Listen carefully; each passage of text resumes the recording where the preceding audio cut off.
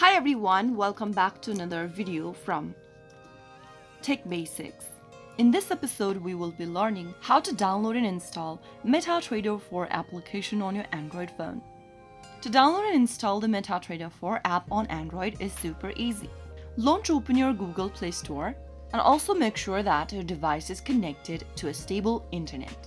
Once it is, go to the search button at the bottom right and then go to the search box at the top and type in MetaTrader 4. Once you search for the application, simply tap on the install button right next to MetaTrader 4 Forex trading application. Now wait for a couple of minutes and you will then be able to download and install the app on your device.